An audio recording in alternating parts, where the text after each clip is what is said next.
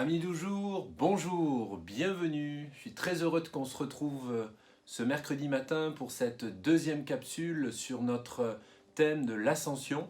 Nous le partagions hier, nous sommes en train de réfléchir, vous et moi, sur cette expression que Jésus a prononcée juste avant qu'il remonte au ciel.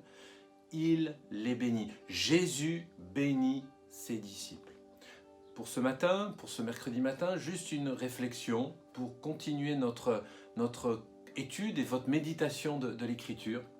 Savez-vous que dans l'Ancien Testament, l'Ancienne Alliance, la première partie de votre Bible, il y a plus de 400 termes, 400 mots qui sont associés à la bénédiction.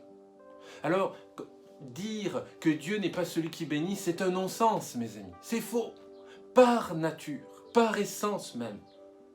L'Éternel, le Tout-Puissant, il est celui qui a béni, il est celui qui bénit, et il est celui qui, par la grâce de Dieu, continuera de bénir. Amen.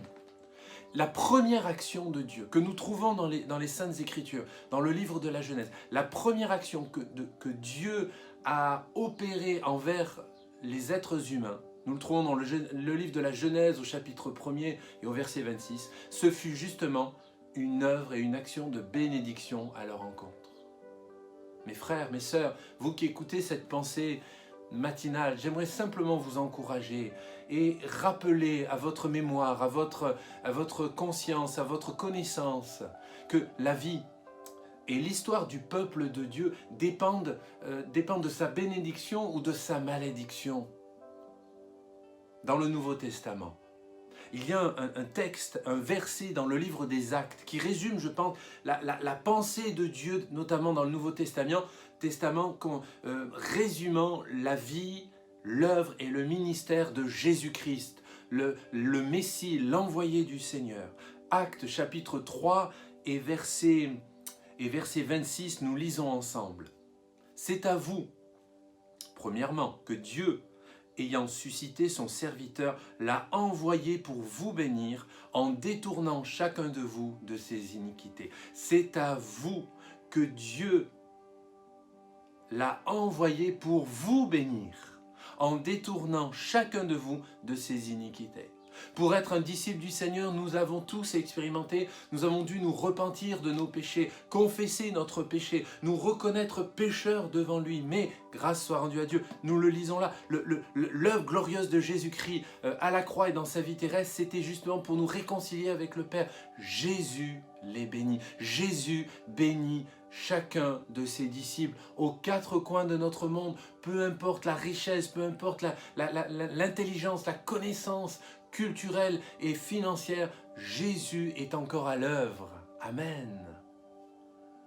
Il accorde sa bénédiction aux enfants dans le livre de l'Évangile selon Marc au chapitre 10. Il accorde sa bénédiction aux disciples. On vient de le voir dans le texte de Luc, dernier chapitre.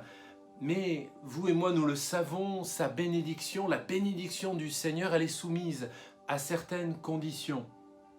Ce choix du peuple, soit il obéit et il sera béni, et soit il désobéit et il sera maudit. Je conclurai ma réflexion pour nous ce matin, ce mercredi, et je vous invite à le lire avec moi dans l'Ancien Testament, dans le livre du prophète Jérémie, au chapitre 17 et au verset 5 à 7. Ce sera ma conclusion.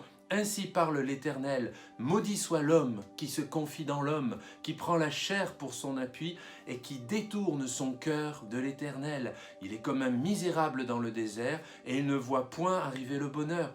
Il habite les lieux brûlés du désert, une terre salée et sans habitants. Verset 7. Il est écrit, béni soit l'homme, béni soit la femme, béni soit chacun et chacune qui se confie dans l'Éternel et dont l'Éternel est l'espérance. Mes amis, pouvez-vous dire avec moi que l'Éternel est votre espérance?